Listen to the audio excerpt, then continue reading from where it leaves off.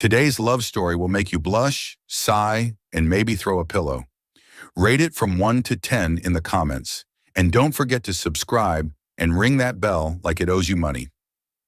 Maya Carter stepped into the gleaming glass tower of Sterling Enterprises with the mindset of someone shopping, fast, efficient, and not paying attention to the curious stares. At 25, she had nothing but her black hair tied up with a bright yellow elastic band, worn-out sneakers, and a slightly tight blue janitor's uniform at the shoulders. The janitorial job at this prestigious real estate company was an opportunity for her to earn money to pay for her mother's medical bills, and Maya wasn't about to let the whispers from the office workers hold her back. "This new janitor looks like she just walked out of a basketball court," a man in a suit whispered to his colleague as Maya pushed her cleaning cart past. She heard it, but shrugged and continued wiping the glass notice board, humming the lyrics of a cheesy pop song playing in her earbuds.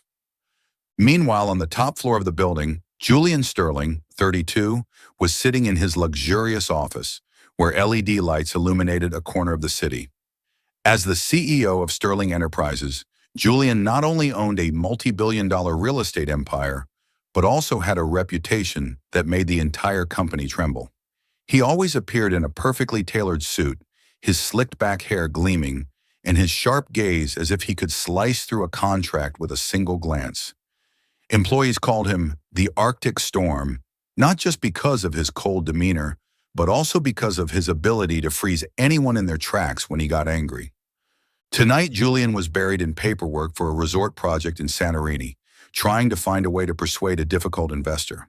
The clock struck 9 p.m., and the floor was silent, except for the steady clicking of keys from his office. Until there was a knock, a light tap on the door, not loud but enough to make Julian glance up, his brow furrowing. Who dared disturb him at this hour? The door opened, and Maya stepped in, holding a mop, the cleaning cart rattling behind her. She looked around the office, a space twice as ample as her tiny apartment, with a polished mahogany desk and windows that looked out over the glittering horizon. Julian, scribbling something, didn't even look up. "Get out," he said, his voice low and cold as ice. But Maya wasn't the type to follow orders easily. She crossed her arms, propping the mop like a cane beside her. "Can you lift your foot?" "I need to clean the floor," she said, her voice casual as if she were asking for directions. Julian snapped his head up, his dark brown eyes wide in shock. He couldn't believe his ears. In 3 years as CEO, no one had dared interrupt him, let alone order him to lift his foot. "What did you say?" he asked, his voice so low it was almost a whisper, but anyone who knew him would recognize it as the sign of a storm about to break. Maya, oblivious to the tension in the air, pointed at the floor. "Your foot. It's on the spot I need to clean. If you don't lift it, I'll clean your shoe. And I'm guessing those are pretty expensive." She tilted her head, giving a slight, innocent yet mischievous smile. Julian looked at her, from her high ponytail to her worn-out sneakers, and for the first time in his life, he felt struck by something he didn't expect. He wanted to yell, to throw her out, but instead, he lifted his foot. It was a small gesture, but to Julian it felt like admitting defeat. Maya, unfazed by the CEO's inner turmoil, began cleaning the floor, whistling a cheerful tune that Julian was sure he'd never heard before, probably some trendy TikTok song. She moved the cart, wiping every corner, even pausing to pick up a scrap of paper under his desk. "You work so late. You must be making a fortune, huh?" she blurted out, still not looking at him, as if she were talking to the mop. Julian, still processing the shock, replied before he even thought, "Why do you care about my money?" Maya shrugged and kept cleaning. "No, I just thought if I made as much money as you, I'd buy a new pair of shoes first." She glanced down at her worn-out sneakers, then at Julian's polished leather ones. "You probably don't know what it feels like to wear torn shoes." He opened his mouth to respond, but no words came out. Maya finished her work, pushed the cart to the door, and turned back to throw a final remark. "Thanks for lifting your foot.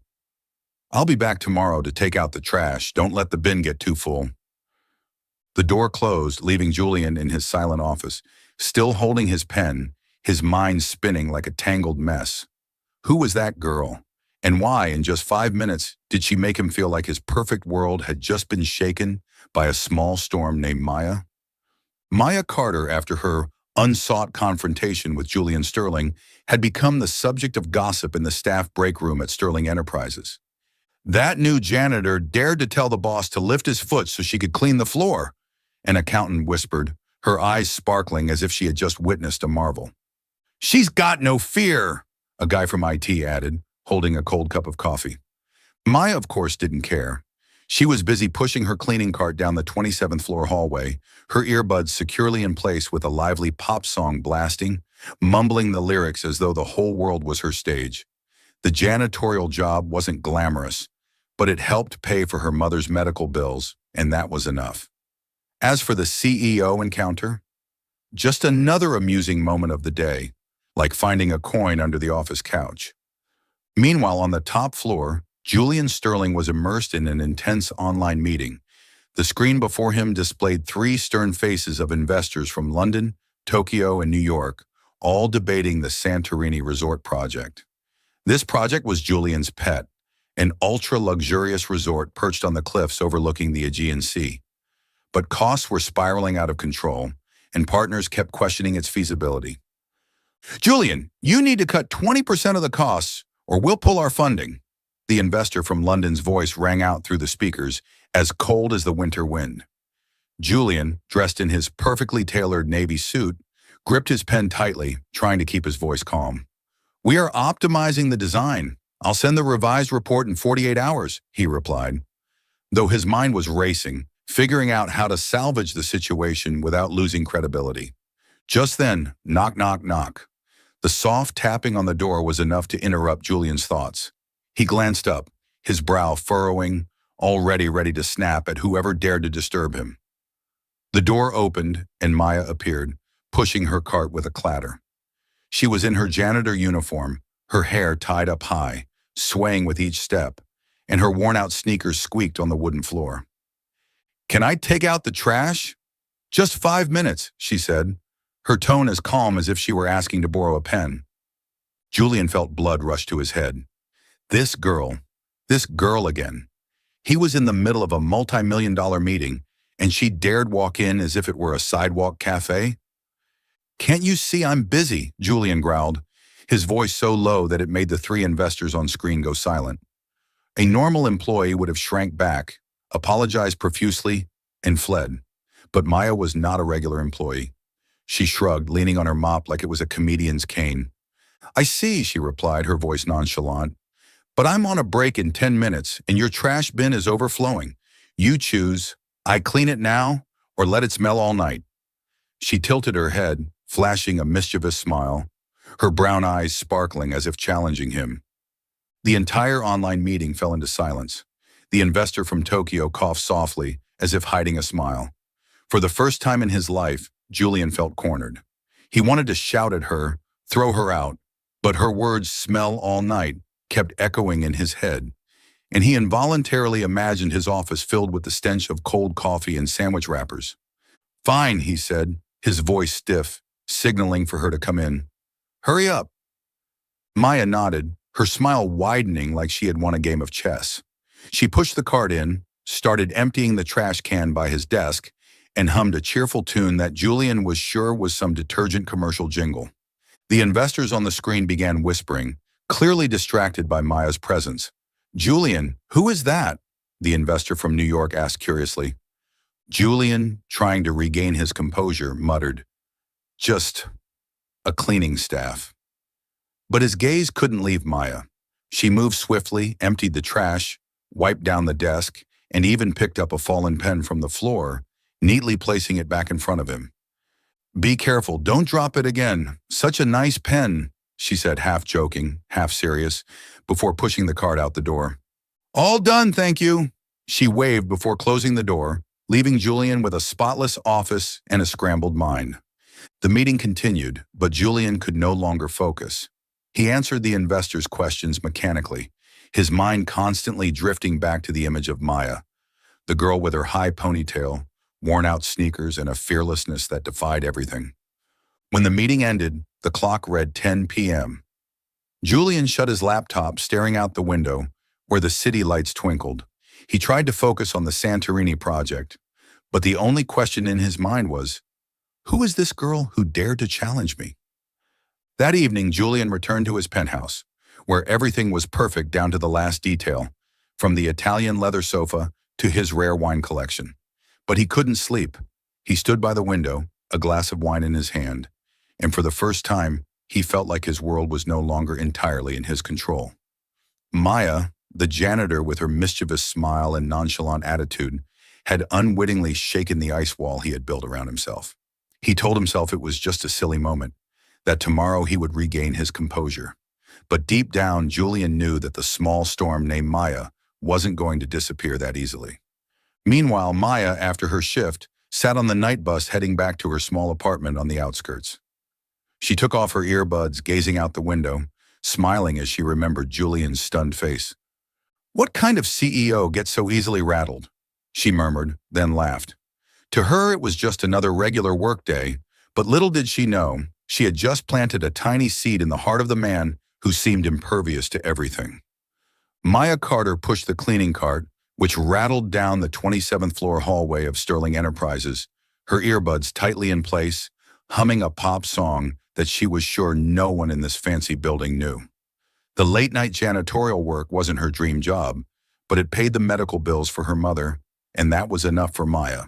She imagined herself as Captain Clean, the superhero of dust and office trash, and today her target was Julian Sterling's office, the place that, according to rumors, only the bravest dared enter after 8 p.m. Maya, of course, wasn't bothered by the rumors.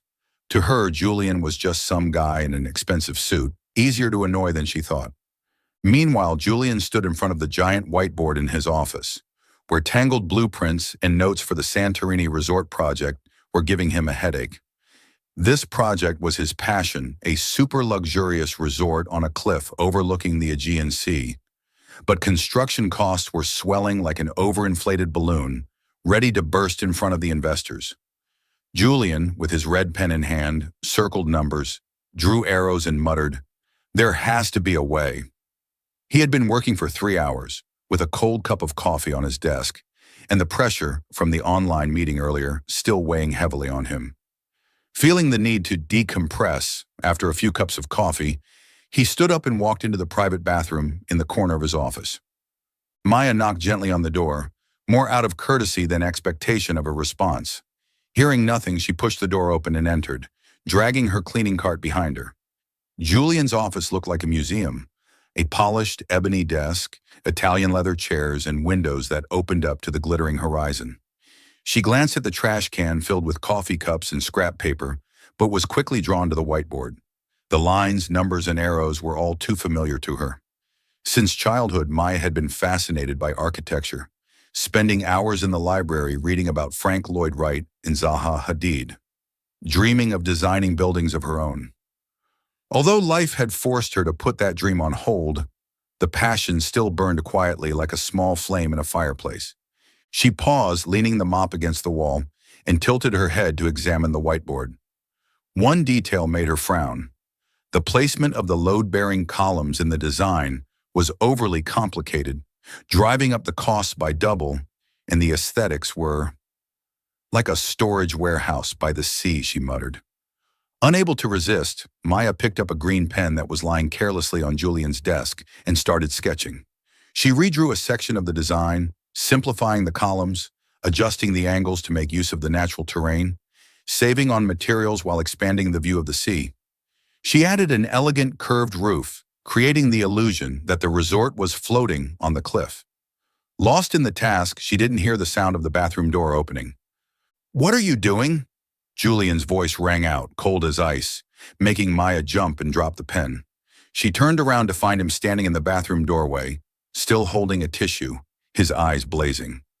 Julian, having just stepped out, was stunned to see his whiteboard, the result of countless sleepless nights, now adorned with fresh green lines.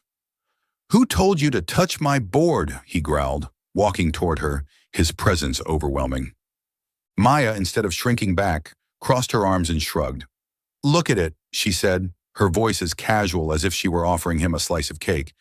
"This way is 30% cheaper and looks better. Trust me, I know what I'm doing." Julian's eyes widened in disbelief at the audacity of this janitor with her bright yellow hair tie. He was ready to shout, prepared to throw her out. But his gaze moved over Maya's design. The graceful lines, the clever arrangement, and the idea for the curved roof made him stop. He stepped closer to the board, examined it closely, and felt his anger slowly shift into curiosity. "Explain," he said, his voice still firm but less harsh. Maya, as if standing on a TED Talk stage, pointed to the design. "Look here. The load-bearing columns in your original design are too thick, using concrete like you want to build a pyramid. If you adjust the angles like this and use the natural terrain, you can cut material costs while still ensuring safety. This curved roof creates a focal point, making the resort look like a work of art. Tourists will line up to take Instagram photos. Trust me." She paused, realizing she had rambled, and glanced at Julian, waiting for a reaction. For the first time in his life, Julian felt knocked out by a janitor. He wanted to argue, to say that someone without a degree couldn't possibly understand the complexity of this million-dollar project. But he couldn't, because she was right. Her idea was not only feasible, but it was brilliant. He looked at the design, then at Maya, then back at the design. "Where did you study architecture?" he asked, his voice filled with doubt. Maya shrugged, wiping her hands on her uniform. "I didn't study it. I taught myself by reading books, watching YouTube, and borrowing some old magazines from your trash bin. There's a lot of cool stuff in there. You should read it sometime." She flashed him a mischievous grin, as though she had just told a joke. Julian was speechless. He wanted to laugh, to get angry, but in the end, he muttered, "Are you done? Clean up." Maya nodded, pushing the cleaning cart out, but not forgetting to look back. "If you need someone to double-check the drawings, just call me. First time's free." When the door closed behind her, Julian stood alone, staring at Maya's green sketches. He took out his phone, snapped a picture, then sat down in his chair, rubbing his temples. He had faced top architects, but never had a janitor made him stop and think. Maya Carter, with her worn-out sneakers and nonchalant attitude, didn't just clean the floor, she had also swept away the complacency in his mind. That evening, instead of working on the report, Julian opened his laptop and typed Maya's name into the HR system, curious about the woman who was shaking the perfect world he had built. Meanwhile, Maya stood in the hallway, leaning against her cleaning cart, looking through the glass door at the whiteboard.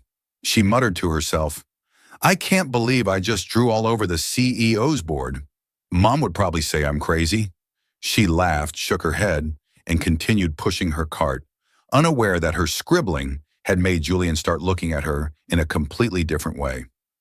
Julian Sterling sat in his office, the LED lights illuminating every corner of his polished ebony desk, but his mind was elsewhere. In front of him was a photo of Maya's green sketches on his phone, with elegant lines and a bold curved roof idea that he couldn't stop thinking about. He had sent the sketch to his architectural team for analysis, and their response stunned him.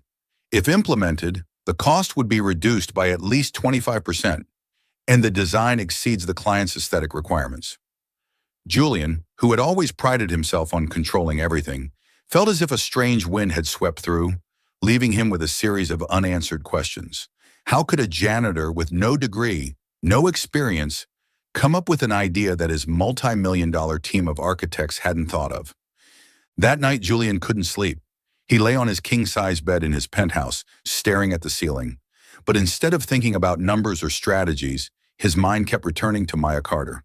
The girl with the high ponytail, worn-out sneakers, and a mischievous smile, as if the world were nothing more than a joke. He sat up, opened his laptop, and for the first time in his life, searched the HR records of a janitor. Maya's profile appeared, short and pitiful. Name, age 25, high school diploma, and a note that she worked part-time to support her family. No college degree, no specialized training, nothing. Julian furrowed his brow, feeling like he was reading an unsolvable puzzle. The next morning, he decided he needed to confront Maya. Not to reprimand her, that phase was behind him, but to understand why she, someone who made him, a CEO who had never doubted himself, feels so confused. He sent a short email to the HR department, asking Maya to come to his office at the end of her shift. Just to talk, he told himself, but deep down he knew he was stepping into entirely uncharted territory. When Maya walked into his office at 9 p.m., she was still in her blue uniform, her high ponytail swaying, and her worn-out sneakers making their familiar squeaking sound. She looked around and saw Julian sitting behind his desk, not in his usual suit, but wearing a white shirt with sleeves rolled up, revealing his muscular arms. "Oh, you're not wearing a suit today?" she blurted out, then giggled. "You look less scary." Julian, who had prepared a serious speech, was thrown off by her remark. He cleared his throat and tried to regain his composure. "Miss Carter, please sit. I want to talk about the design sketch from the other day." Maya raised an eyebrow, pulled up a chair, and swung her legs as if she were in a cafe rather than the CEO's office. "The sketch? You like it, right?" "I told you it would save money," she said, her tone casual. Julian studied her, looking for signs of arrogance, but all he saw was a natural confidence, as if she didn't need anyone's approval to know her worth. "Where did you get that idea from?" he asked, his voice low but sharp. "Don't tell me you just randomly thought of it while cleaning the floor." Maya laughed and tilted her head. "Not exactly random. I've liked architecture since I was a kid, but life didn't let me go to college. My family couldn't afford it, and my mom was sick. So I taught myself books in the library, YouTube videos, and even those old magazines you threw away. You know, the real estate articles in your trash bin are great, full of ideas that your design team missed." She shrugged, as if she were telling a typical story. Julian was speechless. He had met top architects from Harvard, engineers who had worked for large corporations, but none had made him feel as small as this girl. Not because she was better than them, though her idea was truly brilliant, but because she did it with a sincerity and passion he rarely saw. "You don't have a degree, no formal training. How can you be sure you're right?" he asked, not to attack, but because he genuinely wanted to know. Maya looked him straight in the eye, her smile fading, but her gaze still bright. "Because I trust what I see. Books don't lie, and the cliff in Santorini doesn't either. You don't need a degree to know how a building should look when it's standing between the sea and the sky." She paused, then added with a mischievous tone, "And if I'm wrong, you can fire me. After all, I'm just a janitor, right?" Julian chuckled, a rare sound echoing through the office. He shook his head, unable to believe a janitor just made him laugh. "You're not just a janitor," he said, his voice softening without him realizing it. "Your idea, it's being reviewed by my team. If it's feasible, you'll be credited." Maya raised an eyebrow, clearly skeptical. "Credit? Are you going to give me overtime?" She laughed, stood up, and clapped her hands on her uniform. "Well, I have to clean the floor below. If you need me to sketch anything else, leave the paper in the trash, and I'll pick it up." She winked, pushed the cleaning cart out, leaving Julian with a strange feeling, both confused and impressed. When the door closed, Julian looked at the sketch on his phone, then at Maya's profile on his laptop. He wondered if he was missing something bigger than just a design idea. This girl, with her unshakable confidence and unrecognized passion, was making him question himself, a CEO who always thought he had all the answers. He stood up, walked out onto the office balcony, and looked down at the twinkling city. For the first time, Julian felt like his world was no longer fully under his control, and strangely enough, he didn't hate the feeling. Meanwhile, Maya, after cleaning the floor downstairs, sat in the hallway, opened a bottle of water, and looked at her worn-out sneakers. "Did I just give an architecture presentation to the CEO?" she muttered, then burst out laughing. "If Mom knew, she'd probably say I was making it up." She shook her head, put the water bottle away, and continued her work, unaware that her scribbling had caused Julian Sterling, the man who had never doubted himself, to begin questioning the very limits he had set for his world. Julian Sterling wasn't the type to be curious about other people's lives. He always thought his time was more valuable than any personal stories. But Maya Carter had made him break that rule. After their confrontation in his office, her design for the Santorini resort was not only approved by his architectural team, still it was also sent straight to the investors, receiving rare praise. Julian, though reluctant to admit it, found himself obsessed with one question. Who is this girl? He needed to know more, not only to understand her talent, but also for a vague reason he hadn't yet named. On Saturday morning, Julian, skipping his usual suit, wore a dark blue polo and jeans, the most casual outfit he had, and drove to the public library in the suburbs, where he had overheard from an employee that Maya often visited.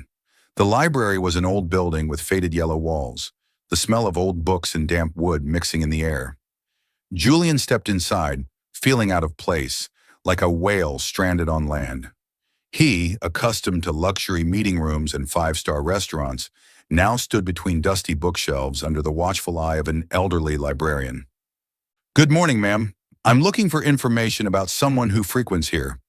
"Maya Carter," Julian said, trying to keep his voice steady, although he felt like he was doing something absurd. The librarian, Mrs. Lan, with silver hair and glasses perched on her nose, looked him up and down. "Who are you to be asking about Maya?" she asked, her voice skeptical. Julian fumbled, unaccustomed to being questioned. "I am her boss. I want to learn more about one of my employees." Mrs. Lan raised an eyebrow, clearly unconvinced, but then smiled. "Maya, huh? She's special. Every weekend she's here, borrowing architecture books and sitting for hours reading. Once I saw her sketch an entire building on scrap paper. It was beautiful, like a painting. She told me she wanted to be an architect, but her mom was sick, so she works to pay for medical bills."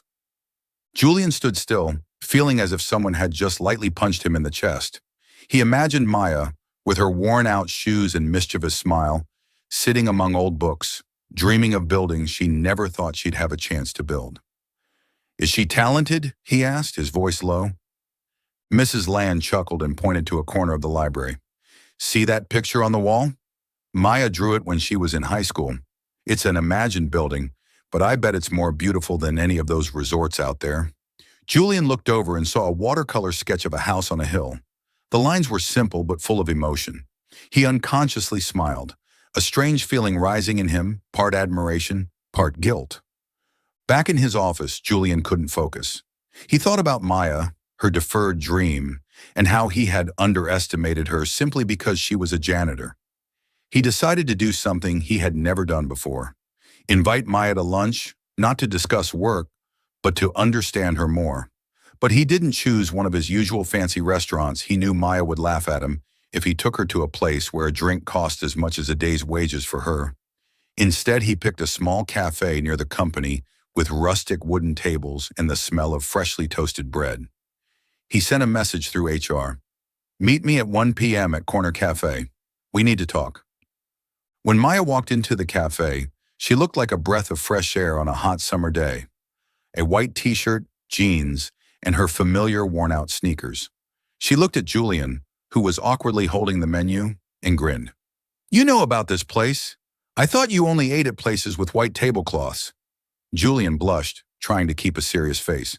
"I wanted to try something new. Order whatever you want." Maya, without hesitation, ordered an iced milk coffee and a boiled egg sandwich. Julian, who had never stepped into a casual place like this, looked at the menu as if it were written in Martian. "I'll have a cappuccino," he said, his voice confident but tragically mispronouncing the name of the drink. Maya burst out laughing, her clear laughter causing a few people in the cafe to look over. "Cappuccino? Are you ordering coffee or naming an Italian movie character?" She covered her mouth, but her eyes still sparkled mischievously. Julian, for the first time in his life, felt both foolish and relieved. I mean cappuccino," he corrected himself, his face turning bright red. Maya shrugged and took a sip of her iced milk coffee. "Relax, boss. No one here is going to bite you."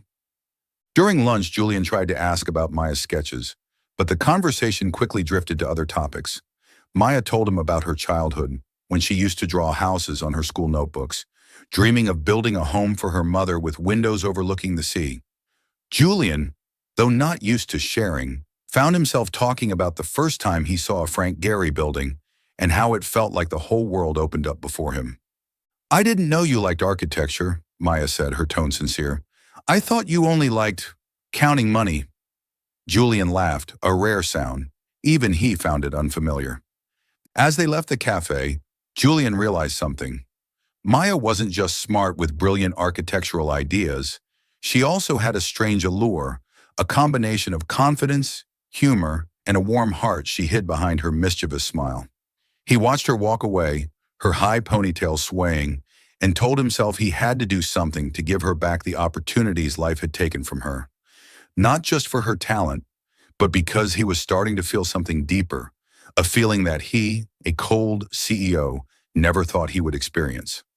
Meanwhile, Maya, after cleaning the lower floor, sat on a bench in the nearby park, sipping on her remaining sandwich. The CEO blushing? Maybe I should sketch some more designs to mess with him, she muttered, then burst out laughing. If Mom knew, she'd probably say I'm making it up. She shook her head, put the water bottle away, and continued with her work, unaware that she had made Julian Sterling, the man who had never doubted himself, begin to question the very limits he had set for his world. Still following the story? If this story found you outside of Soul Stories, we invite you home, to where every touching tale begins with truth, hope, and heart. Julian Sterling was not someone who easily changed his decisions, but after lunch at the small cafe, where he awkwardly mispronounced cappuccino and Maya laughed until he turned red, he knew he couldn't let her continue cleaning floors and pushing a cart. Investors not only praised Maya's idea for the Santorini resort project, but also prompted his architectural team to hold an emergency meeting to incorporate it into the main plan. Sitting in his office, looking at Maya's design on his screen, Julian felt a strong urge. He had to give her a chance. Not out of pity, but because he believed Maya Carter, with her talent and self-assurance that needed no validation, deserved to stand on a much bigger stage. On Monday morning, Julian called Maya into his office. She walked in, still wearing her blue uniform, her worn-out sneakers creaking, but this time, she wasn't pushing a cleaning cart.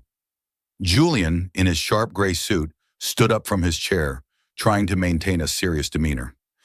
Ms. Carter, I want you to join the Santorini project design team as an architectural assistant, he said, his voice firm. Your idea has proven its worth. This is an opportunity for you to work with my team. Maya widened her eyes, the mischievous smile disappearing and replaced by skepticism. Are you serious? I'm a janitor with no degree and no experience. Aren't you afraid I'll ruin your $1 million project? She crossed her arms, tilting her head as if daring him to change his mind. Julian shook his head, his gaze resolute. You've done things my entire team hasn't been able to. Don't doubt yourself. If you're wrong, I'll take responsibility. But I know you won't be wrong. Maya fell silent, a strange feeling rising within her. She was used to being looked down on, used to the curious stares from colleagues when she pushed her cleaning cart through the hallway. But now the most powerful man in the company was looking at her as if she were the missing piece to a grand puzzle. Okay, she said, her voice light but certain, but if I do well, you'll have to give me a raise. Mopping floors doesn't pay enough for dreams. Julian laughed, a rare sound that startled even him. Deal, he replied, extending his hand for a handshake. Maya took his hand, feeling his warm grip and the tight squeeze that was perhaps a little more than necessary, then winked. Don't regret it, boss. On her first day as architectural assistant, Maya entered the design team's meeting room, feeling like a sparrow who had flown into an eagle's nest. She wore a white t-shirt and jeans, the most professional outfit she had, but still felt out of place among the suits and expensive shirts. The design team, 5 people in total, looked at her with expressions ranging from curiosity to doubt. Marcus, the team leader, a man in his 30s with slick-back gelled hair and a forced smile, spoke first. So this is the janitor who saved the project? His voice was dripping with sarcasm, making the atmosphere in the room grow a few degrees colder. Maya, undeterred, sat down and opened her laptop, a surprise gift from Julian to help her with the job. Janitor or not, I'm here, she said, flashing a calm smile. Who wants to hear a new idea for the infinity pool? Without waiting for a response, she began presenting, quickly sketching a design on the whiteboard. A flowing infinity pool that followed the contours of the cliff, with LED lights reflecting the night sky. The idea was not only beautiful, but also reduced the cost of the lighting installation. The team, though reluctant, nodded in agreement. A young architect named Sophie whispered, "She is excellent." But not everyone was impressed. Marcus, feeling his position threatened, whispered to a colleague during the break, She's just lucky. How can someone without a degree outshine us? This idea must have been stolen from somewhere. Maya, overhearing as she walked by, stopped and turned back to look at Marcus. Luck is also a skill, buddy, she said, her voice soft but sharp. If you want to try your luck next time, let me pick ideas from your trash. The whole room burst into laughter, except for Marcus, whose face turned bright red as he silently turned away. That afternoon, Julian called Maya into his office to check on her progress. He was surprised to see that she had already prepared a new sketch for the main lobby, with details inspired by ancient Greek architecture, but still modern. You did this in one day? He asked, his voice betraying admiration. Maya shrugged. I didn't take a lunch break, so I had some free time. Do you like it? Julian looked at her, his gaze softening. I like it, he said. And both of them knew he wasn't just talking about the sketch. However, Maya didn't let herself get carried away by the newfound spotlight. She knew this job was a rare opportunity, but she also feared that she wouldn't be enough, feared that Marcus's doubts and those of others might be right. When she left his office, she sat alone in the break room, looking at her worn-out sneakers and muttering to herself, what am I doing? From mopping floors to sketching a resort? Maybe I'm dreaming. But then she smiled, recalling Julian's handshake and the trust in his eyes. Well, if I'm dreaming big, she told herself, standing up and preparing for the next day. Meanwhile, Julian stood at the balcony of his office, looking down at the twinkling city. He thought about Maya, the girl who not only amazed his design team, but also made him, someone who always controlled everything, begin to feel his heart beat out of rhythm. He knew that bringing Maya into the team wasn't just a professional decision, it was opening a door he never thought he'd walk through. Maya Carter, now officially the architectural assistant for the Santorini project, walked into the meeting room at Sterling Enterprises with a mix of excitement and nervousness. She was no longer wearing her blue janitor's uniform, but instead a white shirt and black trousers, the most professional outfit she could afford, bought in a rush from a discount store to look more professional. Her worn-out sneakers were still there, a reminder that she was still herself, even though she now sat at the same table as top architects. But the atmosphere in the room was far from friendly. Marcus, the design team leader, with his slick-back gelled hair and cold gaze, looked at her as if she had just stepped in from another planet. Welcome to the real world, Ms. Carter, he said, his tone laced with sarcasm. I hope you can keep up. Maya shrugged, flashing a mischievous grin. I run fast, don't worry, she replied, causing Sophie, a young architect on the team, to cover her mouth to hide a smile. But Marcus didn't laugh. He felt threatened by Maya's ideas that had made the entire team take notice. A janitor with no degree, being personally recruited by Julian Sterling, the Arctic Storm, into the team? To Marcus, that was a slap to his ego. That day, Marcus decided to challenge Maya. He assigned her an almost impossible task: complete a detailed design for the spa area of the resort within 24 hours, with the requirement to incorporate a solar-powered hot water system. You manage the infinity pool, so this should be easy, right? Marcus said, his smile dripping with challenge. The team watched Maya, waiting for her to decline or hesitate, but Maya nodded, her voice nonchalant. 24 hours? Sure, but if I finish it, you have to buy the team coffee. The good kind, not instant coffee. The room burst into laughter except for Marcus, whose face turned dark. Maya immediately got to work, pulling out her laptop and sitting at a corner of the meeting room, starting to sketch. She had read about solar hot water systems in an old book at the library, and although she had no practical experience, she knew how to apply the theory. She drew a system of pipes hidden beneath the spa's roof, utilizing the abundant sunlight in Santorini, coupled with insulated glass panels to maintain a stable temperature. The idea not only saved costs but was also eco-friendly, a feature she knew the investors would love. Meanwhile, Julian, though busy with meetings, couldn't help but pay attention to Maya. He walked past the meeting room and saw her sitting there, her hair tied up, her fingers swiftly moving across the keyboard. He paused, pretending to check documents, but kept glancing toward her. Is she doing okay? He asked Sophie, trying to keep his voice neutral. Sophie smiled. Better than okay, boss. Marcus is trying to make things hard for her, but I bet he'll regret it. Julian nodded, a small smile flickering across his face, then left, feeling lighter than he expected. Precisely 24 hours later, Maya presented her design in the meeting room. She pointed at the screen, explaining each detail with confidence, as if she had been doing this her whole life. This system reduces operational costs by 15% compared to the old design, and the clients will love it because it's green. Who wouldn't want to boast about being in an eco-friendly spa, right? She winked, making the whole team laugh, except for Marcus. He scrutinized the design, trying to find a flaw, but couldn't. "You did well," he muttered, his voice reluctant. Maya shrugged. "Thanks, but I'm still waiting for that coffee." After the meeting, Marcus, though unwilling to admit it, had to acknowledge that Maya wasn't just lucky. But he didn't stop there. In a private moment, he altered the data in Maya's report, adding a small error that would make her look bad during the upcoming investor meeting. Maya, with her sharp instincts, spotted the mistake when double-checking the documents at the last minute.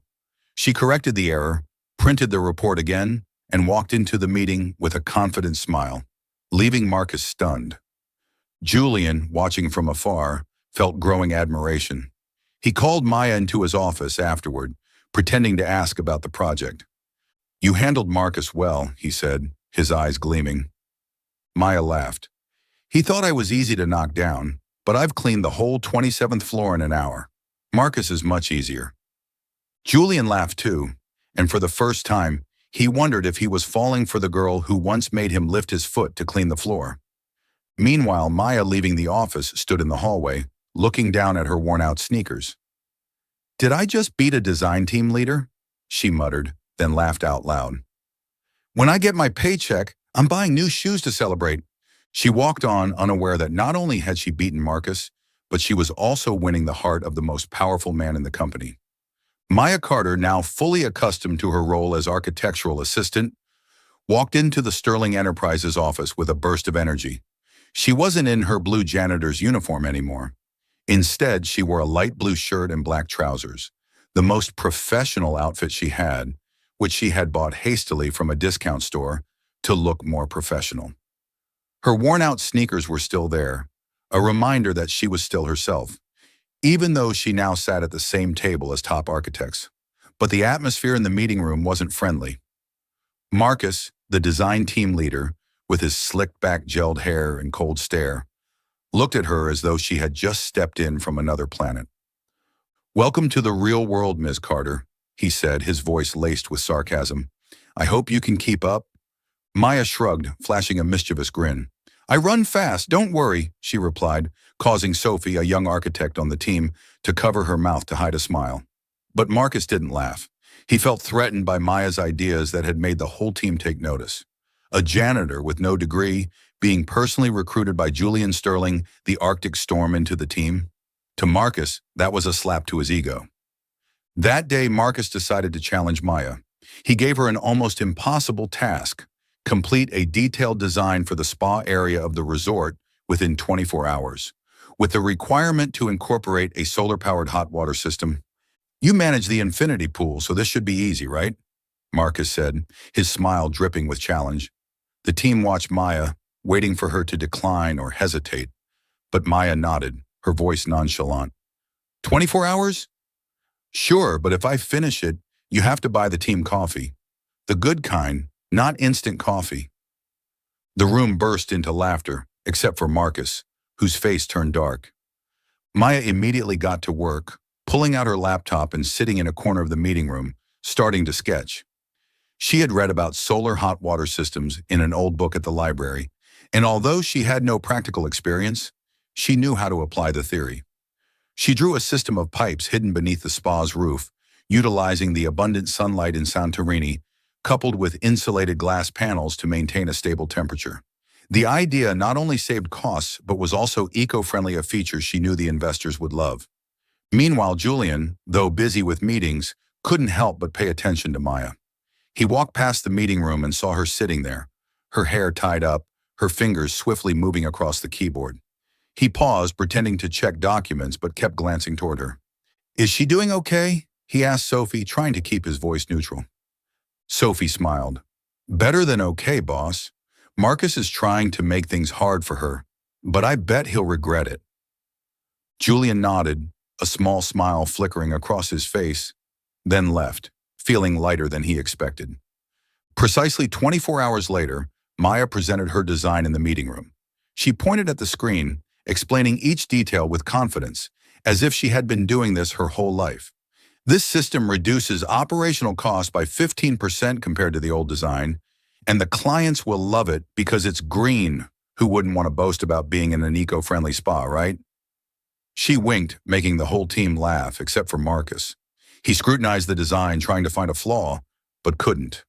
You did well, he muttered, his voice reluctant. Maya shrugged. Thanks, but I'm still waiting for that coffee.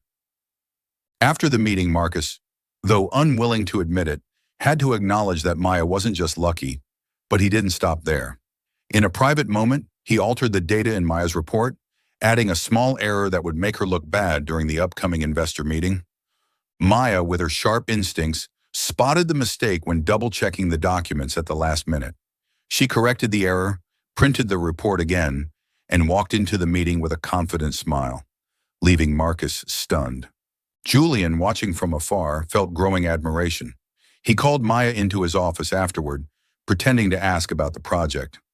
You handled Marcus well, he said, his eyes gleaming. Maya laughed. He thought I was easy to knock down, but I've cleaned the whole 27th floor in an hour. Marcus is much easier. Julian laughed too, and for the first time he wondered if he was falling for the girl who once made him lift his foot to clean the floor. Meanwhile, Maya, leaving the office, stood in the hallway, looking down at her worn-out sneakers. Did I just beat a design team leader? She muttered, then laughed out loud. When I get my paycheck, I'm buying new shoes to celebrate. She walked on, unaware that not only had she beaten Marcus, but she was also winning the heart of the most powerful man in the company. Maya Carter never imagined she would set foot in a place like Santorini. She, a girl who used to spend her days pushing a cleaning cart and mopping office floors, was now standing on a cliff overlooking the Aegean Sea, where whitewashed houses stacked upon each other like sparkling sugar cubes under the sun. This trip was Julian Sterling's idea, who claimed that the design team needed a real-world evaluation of the resort project. But Maya wasn't naive. She saw the look in Julian's eyes when he invited her to join. A look not just of a CEO seeking professional input, but of a man trying to find an excuse to be closer to her. The flight to Santorini was long and tiring, but Maya made the most of it, sketching more ideas in an old notebook. Julian, sitting beside her in business class, pretended to read a report, but kept glancing at her sketches. Aren't you going to rest, Carter? He asked, his voice teasing. Maya shrugged without looking up. Rest? Why rest when I'm designing an entire resort in my head? Besides, this seat is way more comfortable than the bus I usually take, so I have to take advantage of it. Julian chuckled, the sound making the flight attendant glance over at them. He shook his head, wondering why this girl always made him feel both flustered and amused. When they arrived in Santorini, Maya felt reinvigorated. She wore a white t-shirt, shorts, and her familiar worn-out sneakers, the only remnants of her janitor life. Julian, in a green polo and sunglasses, still looked like a CEO, but there was something more relaxed about him than usual. They, along with a small team from the design group, went on a site visit to the cliffside where the resort would be built. Maya, with her notebook in hand, walked everywhere, measuring, sketching, and asking questions that made the local engineers stop and admire her. If we raise the foundation here, we can reduce the leveling costs while still preserving the view of the sea, she said, pointing at a rugged patch of land. Julian, standing next to her, nodded with admiration. You're a real treasure, Carter, he whispered, causing Maya to blush but pretend she didn't hear him. The first day passed in lively discussions, but Maya didn't just work. She soaked in every moment in Santorini, from eating a strawberry popsicle by the street, watching donkeys carry loads up the hill, to taking pictures of narrow alleys lined with bougainvillea. Julian, used to rushed business trips with packed schedules, unknowingly slowed his pace to keep up with her. Aren't you tired? He asked when he saw Maya stop to admire a lazy cat lying in the sun. Tired? How could I be tired when the whole world is this beautiful? She answered, her bright smile making Julian forget he was supposed to be here for work. On the second evening, after a long day of surveying, Julian invited Maya for a walk along the beach to discuss the project further. But they both knew it was just an excuse. Under the sunset, with the sky turning shades of orange and pink, they stopped on a rock overlooking the sea. Maya, her hair blowing in the wind, pointed at the horizon. Do you see that? If the restaurant is here, guests will feel like they're dining between the sky and the sea. That's the kind of experience they'd pay for. Julian looked at her, not at the view. You're not just saving this project, Carter, he said, his voice deep and sincere. You've saved me. Maya turned, her eyes widening in surprise. Saved you? I thought you were the superhero in the suit, needing no saving? She laughed, but her voice trembled slightly. Julian stepped closer, taking her hand, his touch warm and firm. I've lived in a world where everything has to be perfect, but you make me want to live more genuinely. Maya felt a mix of nervousness and warmth, unsure of how to respond for the first time. She wanted to pull her hand away but couldn't. Julian's gaze under the sunset was no longer that of a cold CEO, but of a man letting his heart lead the way. Neither of them spoke further. Julian leaned down, and they shared their first kiss gentle, sweet, as if the whole world was reduced to the sound of the waves and the glow of the sunset. When they pulled away, Maya blushed, trying to hide it with a joke. If I'd known redesigning the plans would lead to this, maybe I should have made them worse. Julian laughed loudly, pulling her close. Don't dream, Carter. If you made them worse, I'd fire you right away. The trip ended with the design completed, but what was more significant was the change in their relationship. On the flight back, Maya dozed off on Julian's shoulder, her notebook still open on her lap.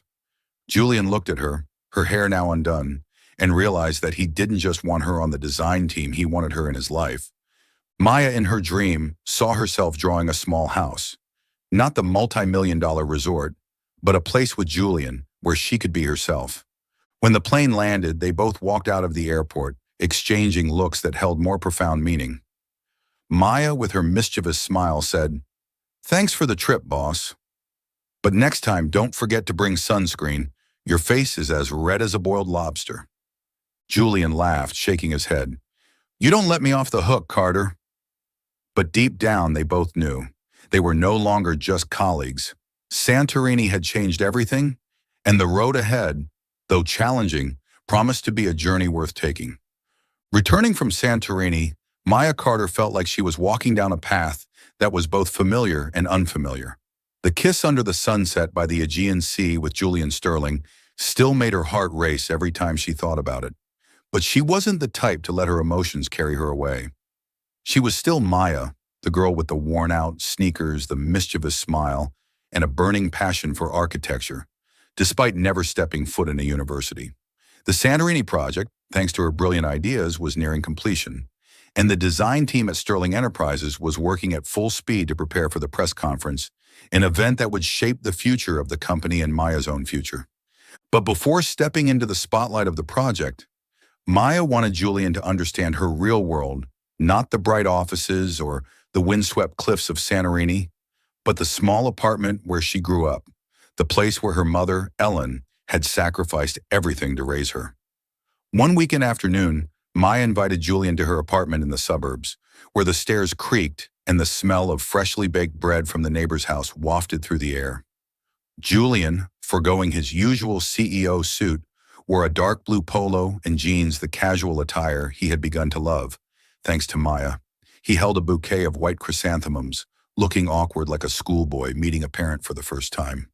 "Welcome to my domain," Maya said with a mischievous grin. "Don't worry, no trash cans need you to lift your foot this time." Ellen, a thin woman with silver hair streaked with gray, greeted Julian with a warm smile but sharp eyes, as though she could see through everything. "So you're the one who pulled my girl out of cleaning?" she asked, her voice laced with a hint of teasing. Maya, who was setting the table in the small kitchen corner, interjected, "Mom, don't scare him. He's the CEO, but he's more afraid of you than any investor." Julian laughed, placing the bouquet on the table, trying to appear natural, though he was clearly not used to this cozy, cramped space. During a simple dinner with pumpkin soup, homemade bread, and salad, Ellen talked about Maya, the little girl who used to draw houses on old notebooks, always pretending to be strong, even though she grew up in difficult circumstances. "I'm a single mom," she said, her voice softening as she looked at Maya, who was pretending to busy herself with the soup bowl. "Maya's dad left when she was young. I worked day and night to raise her, but when I got sick, Maya gave up her dream of architecture to work. She's always been optimistic, always making me laugh, but I know she's had to sacrifice a lot." She looked at Julian, her gaze serious. "You're the first one to see the light in her. Please take care of her." Julian, moved by her sincerity, nodded. "I promise, ma'am," he said, his eyes briefly meeting Maya's, who blushed but tried to hide it by taking a sip of water. To break the emotional mood, Maya told a funny story about the time she drew a supergiant house on her notebook, only for her mom to say it looked like a chicken coop. They all laughed, and for the first time, Julian felt like he wasn't just a CEO, but a part of a family, even if it was just for a moment. As they left the apartment, he held Maya's hand, whispering, "Your mom is amazing, and so are you." Maya winked. "Thanks for surviving dinner. Next time you cook, don't let my mom do it all." Julian laughed loudly, promising to try making something better than spaghetti. Meanwhile, the Santorini project continued to exceed expectations. Thanks to Maya's creative ideas, from the infinity pool to the solar-powered hot water system, the resort wasn't just beautiful, but also cost-effective and environmentally friendly. The night before the press conference, Maya stayed late at the office, double-checking every detail of the design. Julian, also staying late, brought her a hot cup of coffee. "Aren't you tired, Carter?" he asked, sitting down next to her. Maya shrugged. "Tired, but I don't want to mess up tomorrow. This is the first time I'm stepping onto such a big stage." Julian smiled, his gaze softening. "You'll shine, I know it." The press conference at Sterling Enterprises was a grand event, with investors, journalists, and potential clients flocking in. Maya, in an elegant turquoise dress, a surprise gift from Sophie, stood beside Julian as he presented the final design. When he announced that the project had been approved with a budget lower than expected and secured a multi-million-dollar contract, the entire room erupted in applause. Julian looked at Maya, smiling. "A big thank you to our brilliant architectural assistant, Maya Carter, who turned the Santorini dream into a reality," he said, making her blush amidst the applause. Marcus, standing in the corner, clapped silently, but his eyes still held a look of envy. After the press conference, heavy rain started pouring. Maya, without an umbrella, stood under the building's awning, watching the rain fall like a glittering curtain. Julian, drenched in his suit, walked over, his eyes bright. "Maya, I need to talk to you," he said, his voice slightly trembling from the cold rain and emotions. She raised an eyebrow. "Make it quick, or you'll really be a boiled lobster." Julian laughed, then suddenly knelt down, pulling a simple yet elegant ring from his jacket pocket. "You've saved this project, but more importantly, you've saved me from a world full of work and loneliness. I can't promise you the world, but I promise to give you everything I have. Will you marry me, Carter?" Maya's eyes widened, and for the first time she had no witty reply. She looked at him, drenched but sincere, and nodded. "All right, but next time, remember the umbrella," she said, her voice choking. They embraced under the rain amidst laughter and tears blending, while colleagues from afar looked on with warm smiles. Months later, Maya and Julian held a simple wedding at a small park near the library, where Maya used to sit and dream about buildings. There were no fancy guests, no five-star restaurants, just Sophie, Ellen, Clara, the elderly librarian who officiated, and a few close friends. Maya wore a simple white dress and the new shoes Julian gave her, but still joked, "The old ones fit me better, you know." Julian, in a simple suit, held her hand, whispering, "You're the most beautiful design I've ever made, Carter." Ellen, sitting in the front row, wiped away tears, happy to see her daughter find someone who truly appreciated her worth. But Maya's story didn't stop at the wedding. After the success of the Santorini project, her name began to spread. Architecture magazines hailed the unqualified architect who achieved the impossible, and Maya was invited to join new projects, from boutique hotels in Italy to eco-resorts in the Caribbean. Despite not having a college degree, she proved her talent through creative designs, attention to detail, and the ability to bring ideas to life. Once, at an international architecture seminar, when asked about her lack of qualifications, Maya laughed loudly. Qualifications? I have a library, YouTube, and a few trash bins full of my boss's old newspapers. That's enough. Her words became legendary, inspiring thousands of young people to follow their passion despite the barriers. Julian, now her husband, always supported her. He turned down all offers for Maya to work with other companies, saying, "She's the greatest asset of Sterling Enterprises, and mine too." But Maya didn't let herself be tied down. She opened a small design studio, specializing in eco-friendly projects, and became a symbol for those who believed that talent didn't need certification. A famous article called her the architect of dreams, and when Maya read it, she just laughed. "Sounds impressive, but I still like drawing houses on notebook paper more." The story closes with an image of Maya and Julian in their small home, sitting at a wooden table, sketching out a little haven, not a multi-million-dollar resort, but a place with a garden full of flowers for Ellen. "Add a swing for Mom," Maya said, drawing quickly. Julian smiled, placing his hand over hers. "And a corner for you to sketch your dreams, Mrs. Sterling." Maya winked. "And what about you, Mr. Sterling? Anything you want added?" Julian leaned down, kissing her forehead. "Just you, that's enough.